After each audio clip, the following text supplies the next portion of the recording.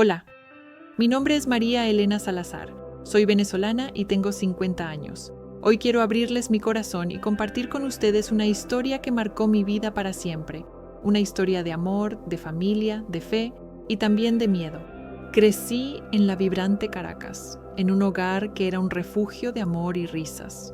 Mi infancia fue esa postal de felicidad que uno guarda en el alma, llena de momentos sencillos pero valiosos, de tardes de juegos en el patio, de meriendas compartidas con mis hermanos y de las historias que mis abuelos nos contaban al caer la tarde, bajo la luz dorada de los atardeceres caraqueños. Desde pequeña me dediqué al estudio con una disciplina que a veces incluso me sorprendía. No era una estudiante perfecta. Algunas materias, como las matemáticas, siempre fueron un reto para mí. Siempre busqué salir adelante, con la convicción de que el conocimiento era una puerta a infinitas posibilidades y que mi esfuerzo era la única llave para abrirla, un mantra que repetía en mi mente cada vez que sentía flaquear. Mi padre, un hombre de pocas palabras pero de gran sabiduría, me enseñó el valor de la perseverancia. Recuerdo sus manos fuertes guiando las mías sobre el papel, mientras intentábamos descifrar problemas de álgebra que a mis ojos de niña parecían indescifrables. Él nunca se impacientaba, siempre encontraba la forma de explicarme las cosas de una manera sencilla, con ejemplos de la vida cotidiana que hacían que las abstractas fórmulas matemáticas cobraran sentido. Mi madre, por otro lado, era el corazón de la casa. Su risa era contagiosa y sus abrazos el bálsamo perfecto para cualquier herida o frustración. Ella me inculcó la fe, una fe profunda e inquebrantable que se convertiría en mi mayor refugio en los momentos más oscuros. Juntos, mis padres crearon un ambiente de seguridad y amor, donde mis hermanos y yo pudimos crecer y soñar sin límites. A los 17 años, la vida me regaló una de sus mayores sorpresas, un encuentro que definió mi futuro. Fue en una fiesta de la iglesia, en medio del bullicio de los jóvenes que reían y bailaban sin preocupaciones. Lo vi al otro lado del salón, su mirada se cruzó con la mía y sentí una conexión instantánea, de esas que te roban el aliento y te hacen saber, sin lugar a dudas, que esa persona está destinada para ti. Lo supe. Él era el hombre con el que me casaría, el compañero de aventuras, el pilar de mi futuro hogar y el padre de mis hijos. Esa sensación fue tan abrumadora como certera, como si una voz interior me susurrara un secreto sagrado. Su nombre era Ricardo y su sonrisa amplia y sincera iluminaba cada conversación. Era un joven alto de cabello oscuro y ojos profundos que reflejaban una bondad genuina. Hablamos durante horas esa noche, perdiéndonos en historias y sueños compartidos, descubriendo afinidades que parecían tejidas por el destino. Nos dimos cuenta de que ambos compartíamos la misma fe, los mismos valores familiares y el deseo de construir una vida basada en el amor y el respeto. 3 meses después de ese primer encuentro, que parecía sacado de un cuento de hadas, comenzamos nuestra relación. El tiempo, lejos de enfriar el romance, lo afianzó. Y poco tiempo más tarde, con la bendición de nuestras familias, nos casamos. Éramos tan jóvenes, tan llenos de sueños y de una fe inquebrantable en nuestro amor. Recuerdo el día de nuestra boda como si fuera ayer, el vestido blanco, la emoción en los ojos de mi padre al entregarme, la promesa de amor eterno que sellamos en el altar, el aroma de las flores y la música que llenaba la iglesia. Todo era perfecto, un presagio de la felicidad que nos esperaba. Nuestra primera etapa como esposos la vivimos en Caracas, construyendo un hogar y sembrando sueños. Recuerdo esos primeros años como un tiempo de aprendizaje mutuo, de descubrir las pequeñas manías del otro, de forjar nuestra identidad como pareja. Ricardo era el equilibrio que yo necesitaba. Su calma y su pragmatismo complementaban mi espíritu soñador y a veces impulsivo. Aprendimos a negociar, a ceder, a apoyarnos incondicionalmente. Cada día era una nueva aventura, una oportunidad para crecer juntos. Pero el destino tenía otros planes para nosotros. La vida, como un río que busca su cauce, nos llevó al estado Zulia, una tierra de sol ardiente, de calor que abraza el alma y de gente noble y trabajadora. Al principio, la adaptación fue un desafío. El clima era diferente. La cultura, aunque venezolana, tenía sus propias particularidades y extrañaba la familiaridad de Caracas. Sin embargo, Ricardo y yo estábamos decididos a hacer de Zulia nuestro nuevo hogar. Y así fue. Nos enamoramos de sus paisajes, de sus atardeceres sobre el lago de Maracaibo, de la calidez de su gente. Allí fue donde realmente florecimos como familia. Nuestros 4 hijos, cada uno con su propia personalidad, llegaron para llenar de luz y de alegría cada rincón de nuestra casa, transformando para siempre nuestro mundo. El primero fue Ricardo Jr., un niño inquieto y curioso con los ojos de su padre. Luego llegó Ana, mi única hija, una niña dulce y risueña que iluminaba con su presencia. Después vino Miguel, el soñador, siempre con la cabeza en las nubes. Y finalmente el pequeño Daniel, el más travieso y el consentido de la casa. Fueron años de verdadera felicidad, de rutinas compartidas, de ver la vida a través de sus ojos inocentes, de crear recuerdos que se anclaron en lo más profundo de mi ser. El olor de la torta de cumpleaños que preparaba cada año con tanto amor, el sonido de las risas en el patio mientras jugaban a la pelota, las conversaciones interminables antes de dormir, cuando me contaban sus pequeños secretos y sus grandes sueños. En Zulia, Ricardo estableció su negocio, un proyecto que creció gracias a su arduo trabajo y dedicación. Yo, por mi parte, me dediqué por completo al cuidado de nuestros hijos y al hogar, creando un ambiente de amor y estabilidad. Siempre encontraba tiempo para participar en las actividades de la iglesia, organizando eventos de caridad y colaborando en la catequesis. Nuestra vida era plena, sencilla, pero llena de un profundo significado. Estábamos rodeados de amigos, de vecinos que se convirtieron en parte de nuestra familia extendida. Los fines de semana eran para ir a la playa, para visitar a los abuelos o simplemente para disfrutar de un día tranquilo en casa, viendo una película y comiendo cotufas.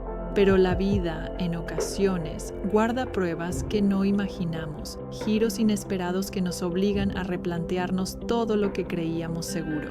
Venezuela es un país hermoso, lleno de cultura, de paisajes que quitan el aliento y de una riqueza natural incomparable. Sin embargo, también es una tierra marcada por los peligros y las incertidumbres. A pesar de los desafíos que empezaban a hacerse evidentes en el ambiente, decidimos quedarnos, criar allí a nuestros hijos. Era nuestro hogar, nuestras raíces, nuestra gente. Nunca pensamos en marcharnos, en abandonar lo que tanto amábamos. Confiábamos en que la fe y el esfuerzo nos protegerían, que nuestra burbuja de amor familiar sería impenetrable. La ingenuidad a veces es un escudo que nos protege del horror hasta que se rompe. Las noticias comenzaban a hablar de la creciente inseguridad, de la polarización política, de la crisis económica. Ricardo y yo hablábamos de ello en las noches, con preocupación, pero siempre con la esperanza de que las cosas mejorarían. Recuerdo que él solía decirme: María Elena, este es nuestro país. Aquí nacimos, aquí vamos a criar a nuestros hijos. No podemos huir de los problemas, debemos enfrentarlos con fe y fortaleza. Y yo le creía, confiaba plenamente en su visión y en la providencia divina. Adaptamos nuestras rutinas, nos volvimos más cautelosos, pero nunca dejamos que el miedo se apoderara de nuestras vidas. Queríamos que nuestros hijos crecieran en un ambiente de normalidad a pesar de las circunstancias. Mi rutina era como la de millones de madres alrededor del mundo. Levantarme temprano, cuando el sol apenas asomaba, para preparar a mis hijos para la escuela, con el desayuno listo, los uniformes impecables y los morrales llenos de libros y de sueños. Luego, el trajín de llevarlos al colegio, la rutina del gimnasio para mantenerme activa, las vueltas al mercado en busca de los ingredientes frescos para la comida del día, la parada en el banco para gestionar los asuntos cotidianos, la visita a mi madre para asegurarme de que estuviera bien. Era lo de siempre, lo habitual, lo que nos hace sentir seguros en el día a día, la monótona melodía de una vida tranquila. Cada tarde los esperaba con la merienda lista y escuchaba atentamente sus aventuras escolares, sus logros y sus pequeñas desilusiones. Mis hijos eran mi motor, la razón de mi existir. Lo que yo no sabía, lo que mi mente no podía siquiera concebir en ese momento, era que alguien me seguía. Había sombras detrás de mí, como fantasmas silenciosos que se adherían a mi vida, personas que se relevaban, me observaban sin que yo lo supiera, anotando cada uno de mis movimientos, cada una de mis costumbres, tejiendo una red invisible a mi alrededor. Mi inocencia, la tranquilidad con la que vivía cada día, estaba a punto de romperse en 1000 pedazos. No había señales, no había nada que me hiciera sospechar. La normalidad es un velo que a veces nos impide ver el peligro que acecha. Un carro desconocido estacionado en la esquina, una persona que se cruzaba conmigo varias veces en el mercado, llamadas telefónicas extrañas que colgaban al responder, pequeños detalles que, en retrospectiva, cobraban un significado aterrador. Pero en ese momento mi mente se negaba a procesarlos como algo más que coincidencias. La vida seguía su curso, y yo, en mi burbuja de amor familiar, me sentía invulnerable. Una noche, después de cenar con mis hijos, de esas cenas ruidosas y llenas de amor que tanto añoro, tocaron la puerta. Era el sonido de la normalidad, un golpe seco que no anticipaba el desastre. Eran hombres uniformados que se presentaron como agentes de seguridad. Entraron diciendo que había una denuncia contra nuestra finca por un problema de agua. En ese momento, en la ingenuidad de mi mente, aquello parecía plausible. Todo parecía lógico hasta que comenzaron a revisar demasiado, con una insistencia inusual, preguntando insistentemente por mi esposo. Mi intuición de madre y esposa, ese sexto sentido que se agudiza con el peligro, me gritaba que algo no estaba bien, que la historia del agua era una excusa, un pretexto para algo mucho más oscuro. Mis hijos, con sus ojos grandes y asustados, se aferraron a mí. Traté de mantener la calma, de darles seguridad, mientras mi corazón latía desbocado en mi pecho. Ricardo, que había estado trabajando hasta tarde, no estaba en casa. Intenté comunicarme con él, pero los hombres me arrebataron el teléfono. La tensión en el ambiente era palpable, el aire se había vuelto denso y pesado. De pronto, todo se precipitó. Me hicieron subir a un auto, separándome abruptamente de mi acompañante, de la poca familiaridad que aún me quedaba. El viaje fue largo, interminable, en la oscuridad de una noche que se sentía más fría que nunca. Los hombres, serios y con las caras cubiertas, no pronunciaban palabra. El silencio en el carro era asfixiante, solo roto por el sonido de mis propios latidos acelerados. Un tambor que golpeaba con furia en mi pecho. Las lágrimas comenzaron a caer por mis mejillas, silenciosas, mientras la imagen de mis hijos, con sus rostros llenos de miedo, se repetía en mi mente. Algo no estaba bien, y finalmente lo escuché. La voz que pronunció las palabras que destrozaron mi mundo, que borraron mi tranquilidad de un plumazo. Esto es un secuestro. El mundo se me derrumbó. Sentí que mis piernas se paralizaban. El corazón me latía con una fuerza desbocada, un tambor en mi pecho. Me quitaron las joyas, esos pequeños recuerdos de momentos felices, el anillo de matrimonio que Ricardo me había dado, la cadena de mi primera comunión, un regalo de mi abuela. Cada objeto despojado era un pedazo de mi vida que se desprendía. Y me llevaron a un lugar apartado, desconocido, un sitio que olía a humedad y a encierro, un sótano oscuro y frío. Esa primera noche, tendida en un colchón viejo en el suelo de una habitación oscura, recé como nunca lo había hecho en mi vida, con una desesperación que me quemaba el alma. Le pedía a Dios misericordia, le rogaba con cada fibra de mi ser que no me arrebataran la vida, que me permitiera volver con mis hijos, abrazarlos, decirles cuánto los amaba. A cada momento que pasaba, me aferraba más a la fe, a la esperanza, a las memorias de la vida que me habían robado. Recordaba cada detalle de sus rostros, el sonido de sus voces, el calor de sus pequeños cuerpos. Los días siguientes fueron un tormento constante. Querían información sobre Ricardo, sobre sus negocios, sobre sus movimientos. Me golpeaban, no de forma brutal que dejara marcas evidentes que pudieran comprometerlos, pero sí lo suficiente para infundirme un dolor sordo y constante, un recordatorio de su poder. Me abofeteaban, me daban empujones, me obligaban a mantenerme de pie durante horas, sin comida ni agua, con la esperanza de que el cansancio y el dolor me hicieran hablar. ¿Dónde está Ricardo? ¿Qué negocios tiene? ¿Cuánto dinero tiene? Sus voces eran duras, implacables, y el miedo me paralizaba, pero mi amor por mi esposo y mis hijos era más fuerte. Me negaba a darles cualquier información que pudiera ponerlos en peligro. La fe era mi único escudo, y las oraciones, mi único consuelo en medio de la oscuridad. Pero en medio de ese infierno, de esa oscuridad abrumadora, Dios me envió un rayo de esperanza, un pequeño milagro disfrazado de humanidad. Uno de mis captores, un hombre joven de mirada triste y voz suave, mostró compasión. Me traía comida, hablaba conmigo en voz baja, me preguntaba cómo me sentía e incluso lloraba conmigo al oír mi desesperación y mi anhelo por mi familia. Se llamaba José, y su bondad era un oasis en el desierto de mi tormento. Me contaba que tenía una familia, que estaba allí por necesidad, no por maldad. Gracias a él, en ese lugar desolador, sentí que no estaba completamente sola, que aún quedaba un ápice de humanidad en ese mundo de crueldad.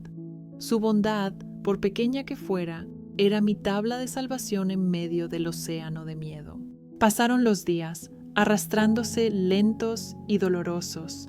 Las horas se fundían en un torrente de ansiedad y desesperanza. Me mantenían en una habitación cerrada, con una colchoneta en el suelo que era mi único consuelo y un bombillo que nunca apagaban. Una luz cruel que no distinguía el día de la noche, que borraba el tiempo y me sumía en una especie de limbo. Me obligaban a cubrir mi cabeza con una toalla, un intento de borrar mi identidad, de cegarme, de convertirme en un objeto. Pero yo, con la astucia que solo el miedo y el amor de madre pueden dar, buscaba pequeños huequitos para mirar, para intentar saber dónde estaba, para orientarme en ese laberinto de paredes grises. Preguntaba por mis hijos, por sus cumpleaños, por los pequeños detalles de sus vidas. Ellos me respondían, pero la duda me carcomía. ¿Era verdad lo que decían? ¿O era una cruel manipulación para mantenerme quieta y callada?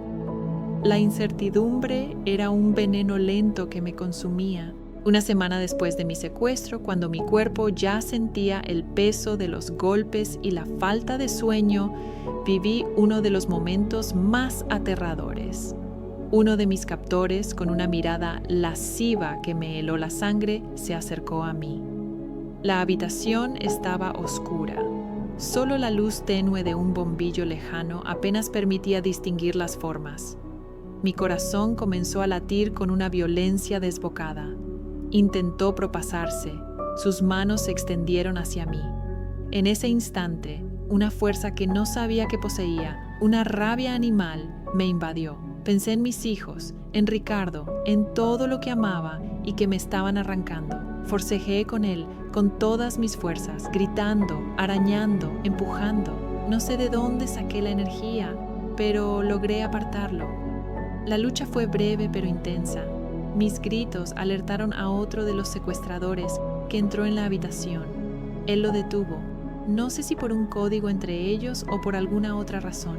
Me quedé temblando, el aliento entrecortado, con un miedo tan profundo que sentí que el alma se me desgarraba. Aquel incidente, más que ningún golpe, me dejó una herida invisible, una cicatriz en el alma que tardaría mucho en sanar. Para sobrevivir, para proteger a mi familia de una manera que solo una madre entendería, inventaba historias. Decía que mi marido estaba separado, que tenía otra mujer, que ya no vivíamos juntos, que mi familia no tenía muchos recursos. Me esforzaba en que mi voz sonara convincente, en que mi historia fuera tan creíble que no pudieran dudar de ella. Y ellos me creyeron, o al menos eso parecía. Era mi forma de proteger a mi familia, de hacerlos menos valiosos a sus ojos, de desviar su atención y de ganar tiempo, un tiempo precioso que no sabía para qué usaría, pero que anhelaba con toda mi alma, un tiempo que se me escurría entre los dedos. Cada día repasaba mentalmente los detalles de mi nueva vida, de mis problemas matrimoniales, para que no hubiera ninguna inconsistencia en mi relato. Semanas después, en un nuevo giro inesperado, me trasladaron a Maracaibo, a una casa donde, para mi sorpresa, podía ver televisión. El televisor era una ventana al mundo exterior que me habían negado. Un día, al encenderlo, mis ojos se abrieron desmesuradamente. Lo que vi me dejó sin aliento, una mezcla de horror y esperanza. Vi en las noticias mi propio secuestro, mi rostro, el dolor de mi familia, la desesperación de mi esposo pidiendo mi regreso, las marchas de apoyo en mi comunidad, las oraciones de los feligreses. La impotencia me invadía y una pregunta recurrente me taladraba la mente. ¿Volvería a abrazar a mis hijos? ¿Volvería a sentir el calor de su piel, el sonido de sus risas? Las lágrimas brotaron de mis ojos sin control, una mezcla de dolor y de un inmenso amor por aquellos que me esperaban. El miedo me acompañaba todos los días, un compañero constante que se aferraba a mi sombra y no me dejaba respirar. Pero también la fe, una fe inquebrantable que me había sido inculcada desde niña, se hacía más fuerte que nunca. Me aferraba a la oración, a la esperanza de que Dios no me abandonaría, de que mi familia me esperaba, de que cada día que pasaba era un día menos de calvario. Recitaba el rosario en mi mente. Me encomendaba a la Virgen de Chiquinquirá, la patrona de Zulia, pidiéndole fortaleza y protección. Imaginarme el rostro de mis hijos, sentir sus abrazos, era lo que me mantenía viva, lo que me impedía caer en la desesperación total. Un día, el hombre que había empatizado conmigo, mi pequeño rayo de luz, fue cambiado de puesto. La noticia me cayó como un balde de agua fría. Volví a sentirme en peligro. La oscuridad regresó con más fuerza y la esperanza se tambaleaba al borde del abismo. No sabía en quién confiar, a quién mirar, a quién suplicar. La soledad se hizo palpable, un peso insoportable que se posó sobre mi pecho. Sentí que me arrebataban mi única conexión con el mundo exterior, mi única fuente de consuelo. Hasta que llegó un momento inesperado, una ventana de oportunidad que se abrió en medio de la desesperación. Uno de los secuestradores, visiblemente ebrio, se descuidó. El olor a alcohol flotaba en el ambiente, y su guardia estaba baja. Vi la oportunidad de moverme, de intentar abrir puertas, cada una cerrada con gruesos candados. El corazón me latía con la fuerza de un motor desbocado. En un arrebato de coraje, enfrenté a un perro grande que custodiaba el pasillo. No logré escapar en ese momento. La libertad parecía burlarse de mí, pero la audacia de mi intento me llenó de un tipo de adrenalina que hacía mucho que no sentía. Y el destino, o la providencia divina, me tenía guardada otra salida, una que yo no podía anticipar, un final que superaba toda lógica. Al amanecer del día siguiente, con el sol aún tímido asomando en el horizonte, otro de los hombres me subió a un carro. Su voz fue clara, sin ambigüedades, con una resonancia que aún resuena en mi memoria. Una voz que no me atrevía a creer, pero que me hacía temblar de emoción. No mires atrás, hoy vas a tu casa. Sentí un nudo en la garganta, una mezcla de incredulidad y una alegría desbordante. ¿Era real? ¿De verdad iba a volver a casa? Las lágrimas de alivio esta vez brotaron sin parar. Después de un mes que se sintió como una eternidad de tormento y soledad, regresé con mi familia. El abrazo con mis hijos fue el más valioso de mi vida. Sus brazos se cerraron alrededor de mi cuerpo y sentí que volvía a la vida.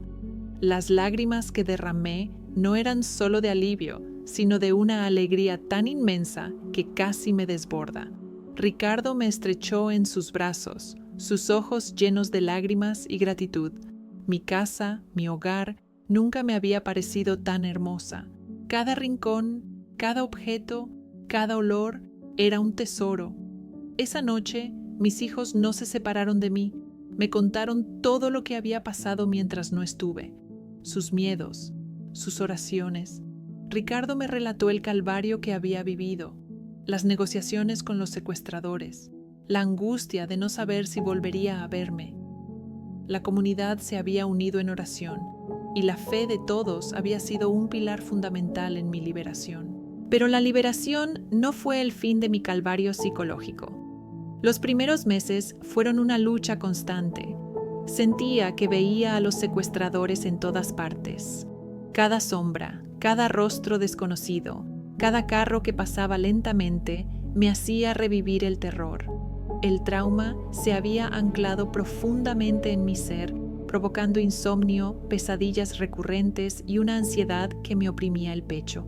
La gente me decía, ya pasó María Elena, estás a salvo. Pero para mí, el peligro seguía acechando en cada esquina de mi mente. Me volví hipersensible a los ruidos, a los movimientos bruscos, a la mirada de los extraños. Mi burbuja de seguridad se había roto para siempre. Un día, mientras hacía la compra en el supermercado, mi corazón se detuvo. Lo vi. Era José, el joven que me había dado comida y mostrado algo de humanidad. Caminaba por uno de los pasillos con un carrito de la compra, con el mismo semblante triste que recordaba. Mis piernas temblaron, la cesta de la compra se resbaló de mis manos y los productos cayeron al suelo. Un escalofrío me recorrió de pies a cabeza. Era él, inconfundible. En ese momento no supe cómo reaccionar. ¿Debería gritar? ¿Llamar a la policía? Pero el miedo me paralizó. José me vio, sus ojos se abrieron en una mezcla de sorpresa y algo parecido al arrepentimiento. Nuestras miradas se cruzaron por un instante cargado de silencio y de dolor. Él desvió la mirada rápidamente y se alejó a toda prisa, perdiéndose entre la multitud. Yo me quedé allí, en medio del pasillo, el corazón desbocado, el aire faltándome. Ese encuentro, tan inesperado, disparó mi trauma a un nuevo nivel. Entendí que el pasado no estaba tan lejos como deseaba. Años después, cuando ya pensaba que lo peor había pasado, la vida me sorprendió de nuevo con una llamada telefónica que removió todas mis heridas. Era la policía. Habían capturado a uno de los secuestradores, al más peligroso, al líder del grupo que me había atormentado. Me pedían que fuera a identificarlo. El estómago se me revolvió y un escalofrío de terror y una punzada de justicia se mezclaron en mi pecho. Ricardo me acompañó, su mano firme sosteniendo la mía en cada paso. Al entrar en la sala de identificación, mi corazón latió con una fuerza que creí que me sacaría el pecho. Allí estaba, detrás del cristal, con su mirada fría y calculadora, el mismo hombre que había dirigido los golpes, que había sembrado el terror en mis días de cautiverio. Al verlo, reviví cada momento, cada golpe, cada palabra cruel, pero esta vez no estaba sola, no estaba indefensa. La policía estaba allí, Ricardo estaba a mi lado. Con la voz temblorosa, pero con una convicción inquebrantable, lo señalé. «Es él», dije. En ese instante sentí una pequeña victoria, un rayo de justicia en medio de la oscuridad. Fue un momento agridulce, doloroso, pero necesario para cerrar un ciclo. Sobreviví gracias a la fe, a la paciencia inquebrantable y a una fortaleza que nunca imaginé tener. Aprendí que la verdadera fuerza no está en el cuerpo. Está en el alma, en la capacidad de resistir, de amar, de perdonar, de creer, incluso en los momentos más oscuros. Aquella experiencia me cambió para siempre. La ingenuidad se desvaneció, pero en su lugar surgió una gratitud inmensa por cada día, por cada amanecer, por cada abrazo de mis hijos, por cada palabra de amor de mi esposo. Hoy miro hacia atrás y veo el camino recorrido. Mis hijos crecieron, se convirtieron en hombres y mujeres de bien, llenos de valores y de fe.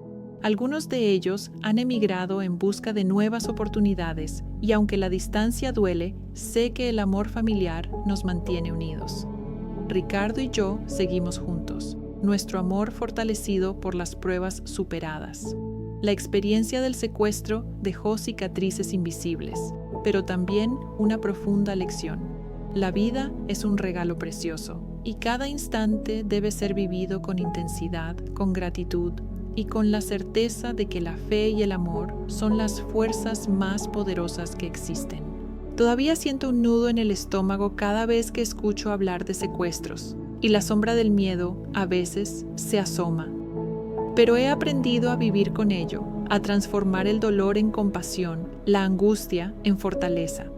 Me dedico a ayudar a otras personas que han pasado por situaciones similares, compartiendo mi historia y mi fe, ofreciendo un hombro amigo y una palabra de aliento. La vida nos pone a prueba, pero también nos regala la oportunidad de crecer, de amar más profundamente y de descubrir la increíble resiliencia del espíritu humano. Mi vida cambió para siempre, pero también comprendí que el amor, la fe y la resiliencia pueden salvarnos incluso en los momentos más oscuros. Siempre llevaré conmigo el recuerdo de ese mes de terror, pero también la certeza de que la luz de Dios y el amor de mi familia fueron mi guía y mi salvación. Y cada vez que veo un amanecer, doy gracias por la oportunidad de seguir viviendo, de seguir amando, de seguir creyendo. Gracias por escuchar mi historia, regálale un like y suscríbete a este canal para más historias reales. Hasta la próxima.